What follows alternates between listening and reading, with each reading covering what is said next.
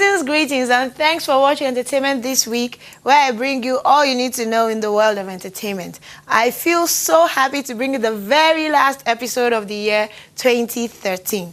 Today, I'll be joined by a fast-rising Nollywood actress, Ronnie Dim, who will be reviewing the year with me. But first, stand by for entertainment tidbits.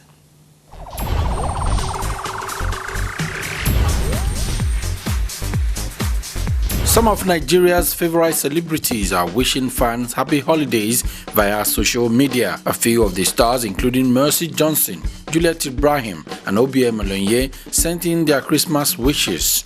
Mercy Johnson said, "2013 has been an incredible year for me. My fans were amazing. They stood by me and took on my fight. The critics played their parts too. I took the constructive ones, made adjustments, and became a better person." Obiemo Olonye on his part said, "Merry Christmas, my people, and may God continue to bless and favor you into 2014 and beyond." Queen Elizabeth II urged people to take the time for quiet reflection in 2014 in her annual Christmas Day message to the Commonwealth. The head of the 53-country organization looked back on her own 6 decades as monarch in a personal broadcast on Christmas Day.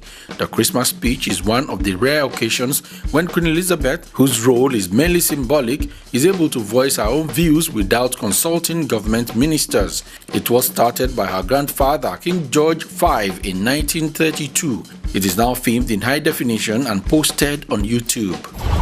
Kanye West was named as a defendant in a lawsuit claiming samples were stolen for his song Bound 2. The rapper was sued by former child soul singer Ricky Spicer, who claimed Bound 2 on Kanye's Yeezus album stole a sample from his 1970s song titled Bound. Spicer formerly belonged to the soul group Penderosa Twins Plus One and recorded Bound in 1970 when he was the group's 12-year-old lead singer.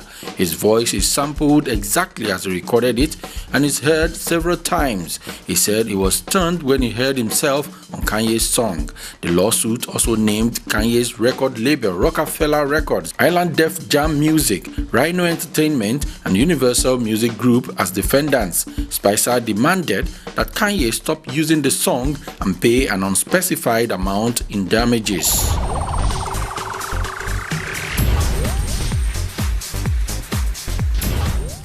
Welcome back. I'm joined by Ronnie Dim, a Nollywood actress with a flair for fashion, as you can see.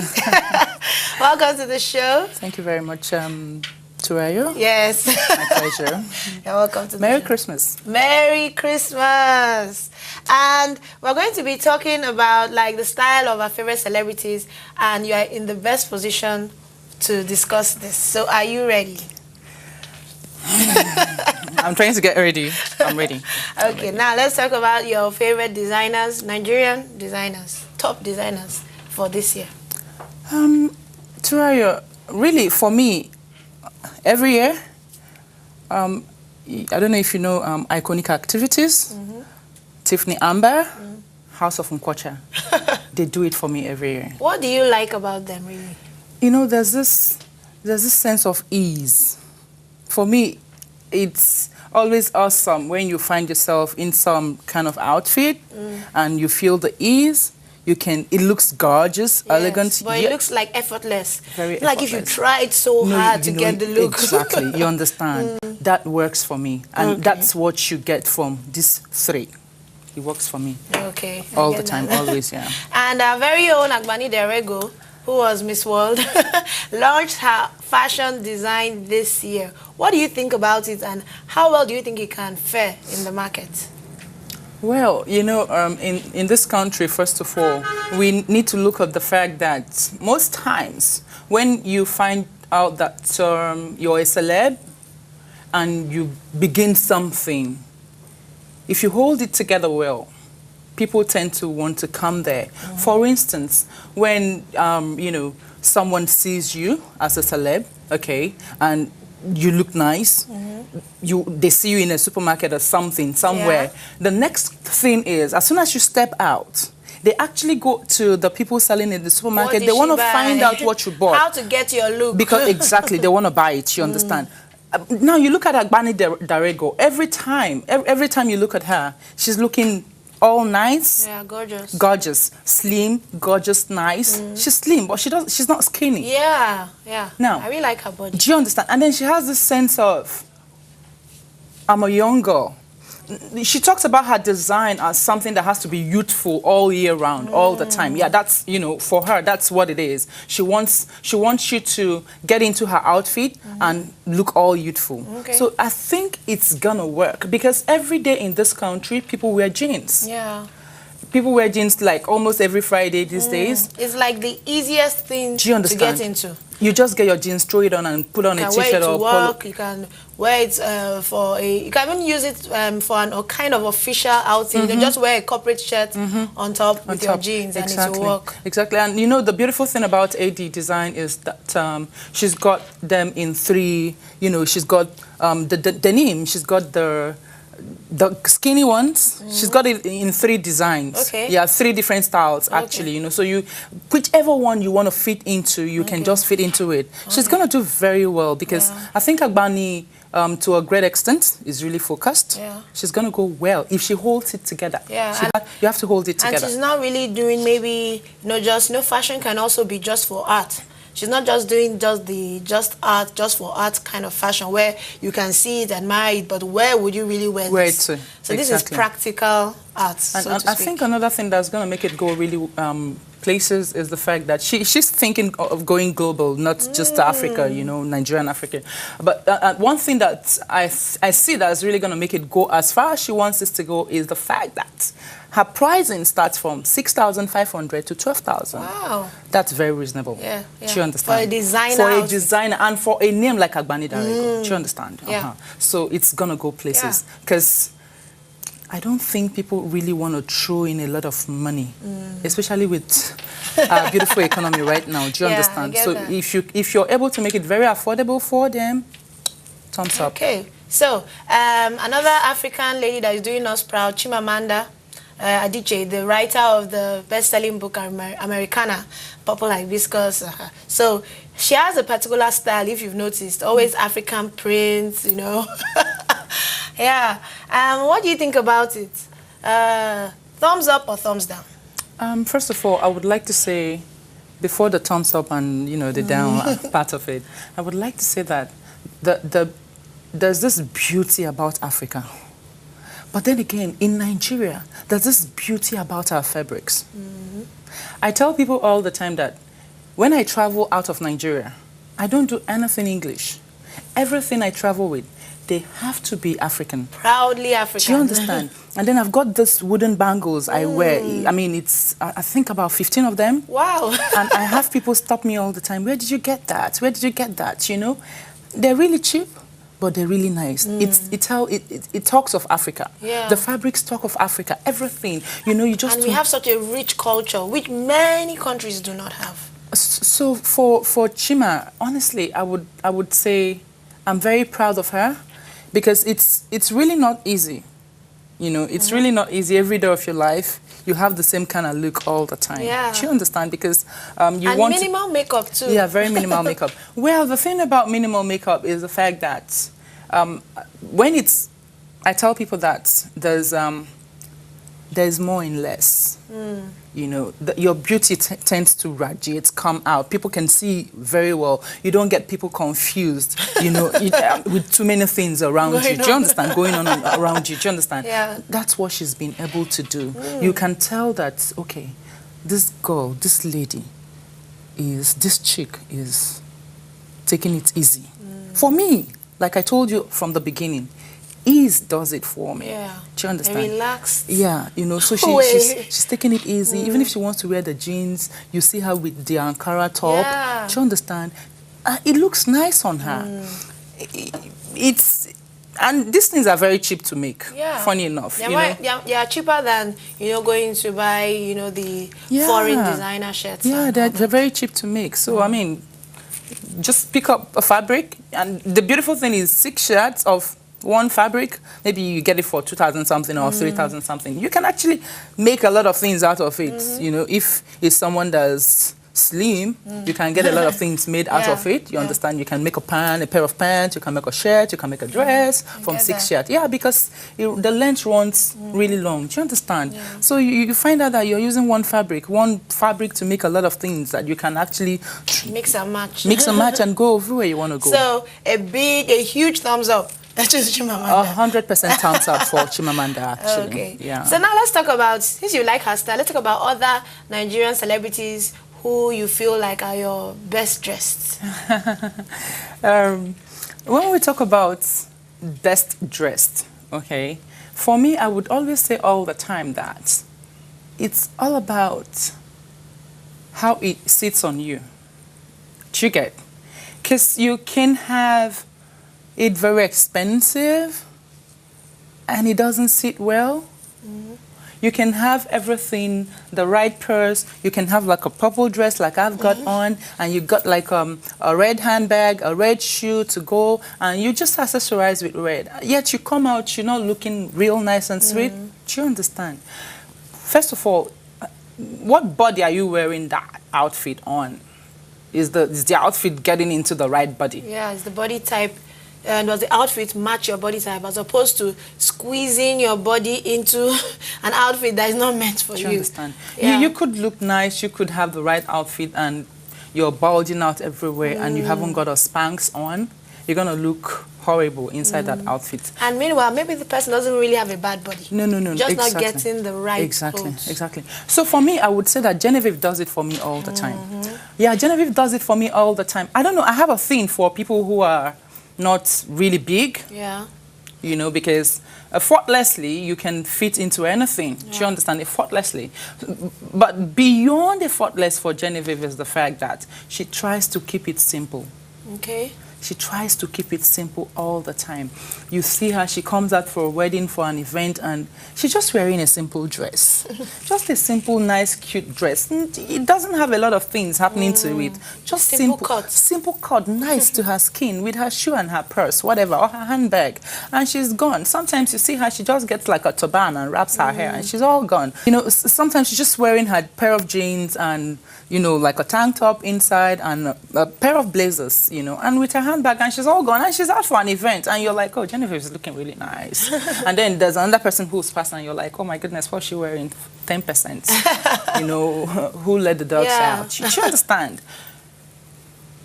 When you keep it simple, it works better. You're safe. You play safe. I tell people. And it minimizes the risk of making a huge blunder. Yes, blunder. Because when you put so many, you accessorize too much, next thing you know, you're picking something that doesn't go or just spoils the whole balance of the outfit.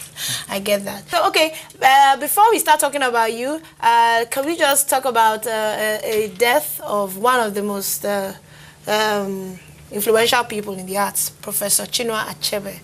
You know, he died this year. And could you just say maybe the impact it had on you personally? Actually, when I got the news about Chinua's Achebe's death, I was not even in Nigeria. It hit me while I was in Sweden. And I thought, oh my goodness, we just lost. You get? It's just like what's happened with the whole Mandela stuff, you know. I just went, oh my goodness, we just lost. This is one person that can still tell us the truth in this country. This is one person that they tried to give all the awards and he said no, he turned it down. I don't see a lot of people with such integrity these days in this country. Do you understand? That led me to buying There Was a Country, about There Was a Country, and I found myself reading There Was a Country, and some parts of it, I found myself crying. I'm like, and then the choice of words, you know, they call him the grandfather of African literature. The choice of words he uses and all is something else. I would, in one word, I would want to say, in one short sentence, I would like to say that the death of Chinua Achebe is like losing a whole nation. Yeah, I get that. Okay, so we'll take a short break now to see Ronnie in action, and then when we come back, she'll tell us some more about herself. So don't go anywhere.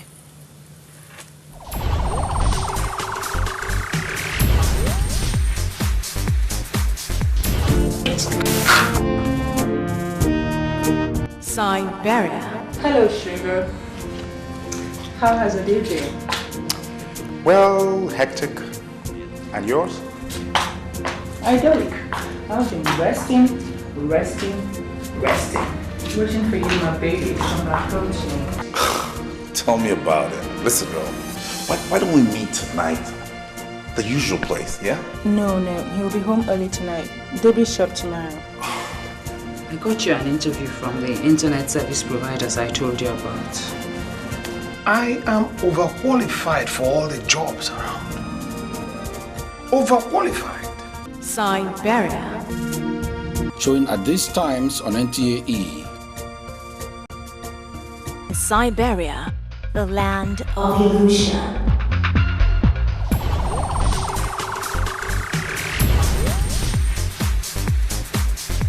Welcome back, and we're going to be finding out some more about Ronnie. So, Ronnie, tell us about yourself. How did you get into acting? Ronnie. Yes. First of all, Ronnie is almost stealing my name. Really? Yes. This is the first time I'm going to say this. My name is actually Veronica. Yeah, I kind of got that. I know. So Ronnie is short for, It's a short form for you have Ronica. Yeah. So I just pulled the Ronnie, and I did that when I got into Nollywood. What about the Dim? Dim is just my surname. Really? Yeah. Dim? Yeah, Dim. Okay. It's actually Igbo. It's my husband, the pillar that holds the house. That's the meaning of my surname, the pillar that holds the house, like the head of the house.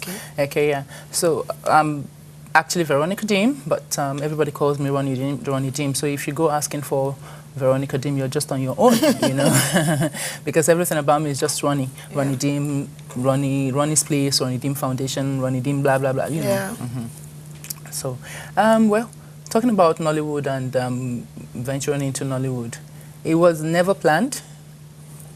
It was never planned because I actually was doing my youth service, and I found myself, I served in Oshogbo, Osun State.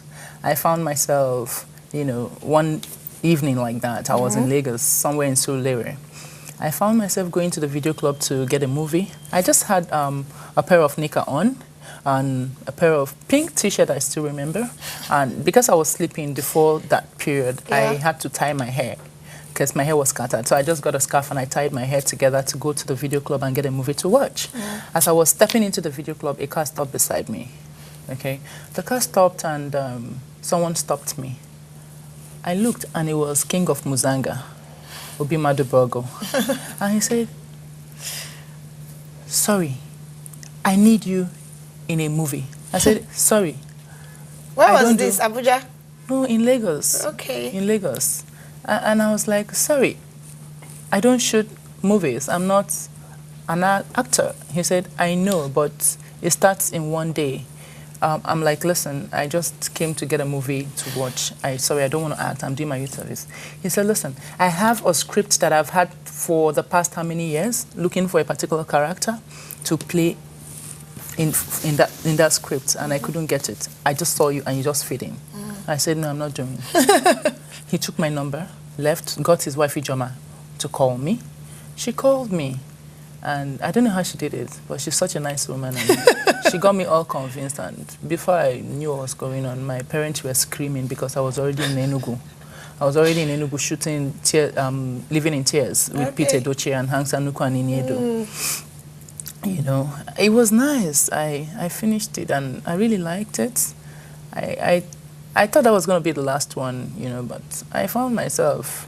I just kept going and going and going and going and going. And here you are today. Yeah, and here I am today, I got to a point where I almost lost my privacy. I almost lost my privacy because the things I could do before the movies, I couldn't do a lot of them again. But somehow I was still able to get them back because at a point I couldn't eat popcorn on the road again.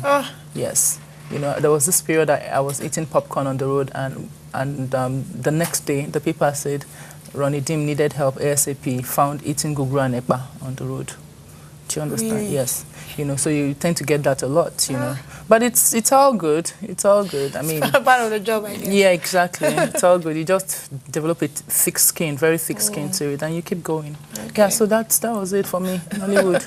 Okay, so you have worked as a journalist. You also worked with the area father, Charlie Boy, and you run a boutique And it's just that you seem to have so many roles. So how are you able to do these different, professions, so to speak, successfully? I still work as a journalist, first of all, okay, because I still consult media-wise. Okay. I have a consultancy service that's called Zavdi Concepts Limited. That's my media consultancy. I do documentaries. I run documentaries for state governments and private individuals. I cover events and all of that, okay? So my entertainment is broad. Do you understand? The period I was with Charlie Boy, it was a demanding time though, but I would give it to him because everything I know about journalism today I learned from him. Do you understand? Everything I know about going on the field to run a documentary, I learned them from him because I give it to him. He's good. He's good when it comes to that. Do you understand? I run Ronnie Dim. I run Ronnie's Place. Ronnie's Place is a fashion house. Okay. What kind of stuff do you sell?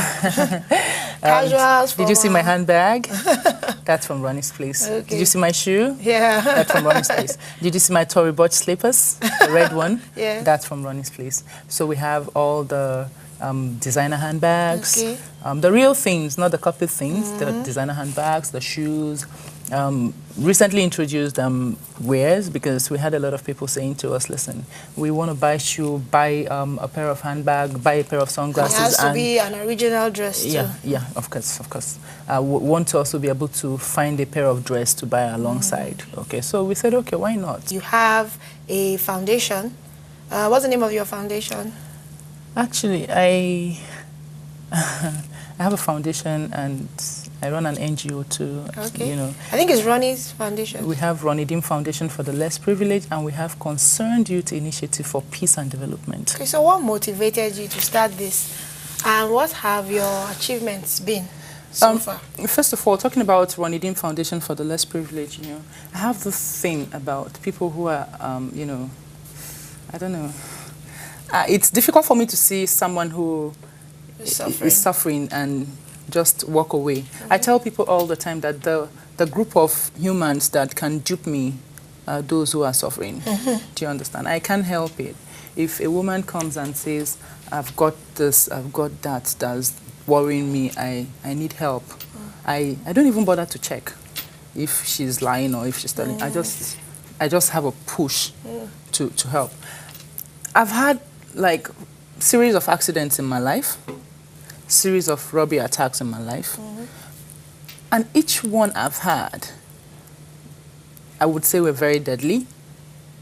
I was always this close, but at the point of being this close, God always had a way of bringing me out this far. Do you understand? So I survived what a lot of people will have just a little impact and they wouldn't make it. Do you understand?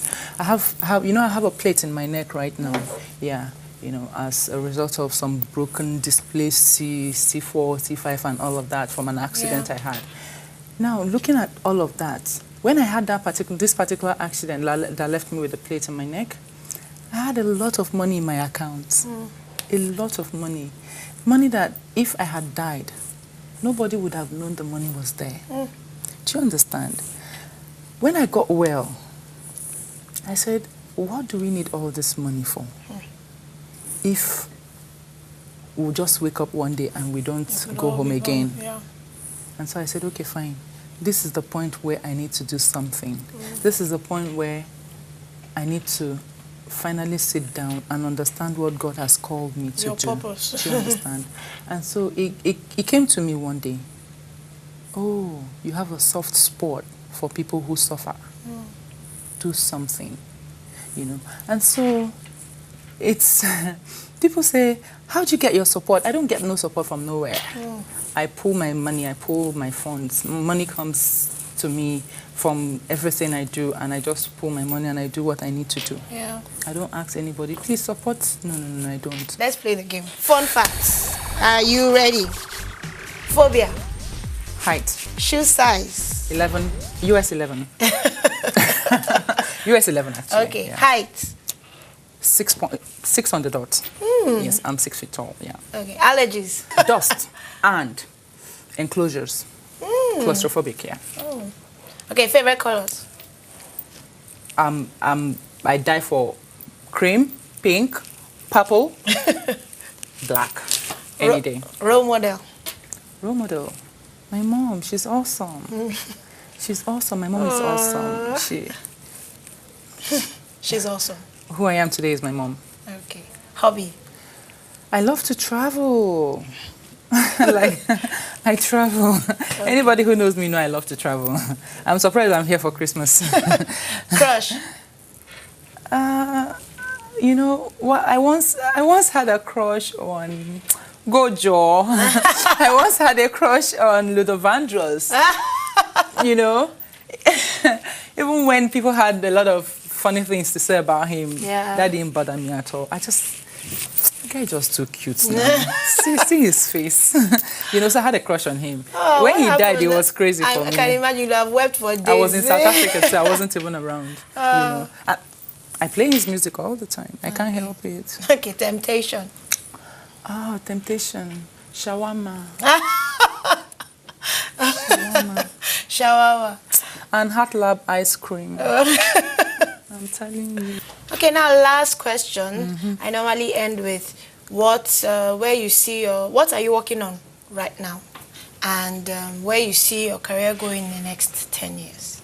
In 10 years, I want to have kids that would be that would make me proud. You know, secondary school and all of that, you know. And still have my parents around. In 10 years, I still want to have my parents around. So, generally, in 5-10 years, everything I've put my hands to do, I want to succeed. I am fearful of failure. So, it keeps me awake all the time. You know, my people close to me, my loved ones say to me, the only thing that is important to you in this life is the things you do. But that's not all that's important to me. You know, my relationships are also important to me. How I relate with you is also important to me. Do you understand? Not just my business, but my business is important to me. Because if I don't have my business together, I can't take care of the less privileged ones that I've been called to take care of. Yeah. So I understand that. So we're looking at bigger things happening in the next 5 years and 10 years. So we wish you all the best in all your endeavors. Thank you. And we hope that you'll be empowered to do more and help even more people. Because now we know that if you do well, more people will do well. So Merry Christmas. My gift! Yeah, from NTA. Yeah. Merry Christmas, my gift. Okay, not just my when gift. I come to your party, I'll bring the gift. Where's Michael Salako? My gift!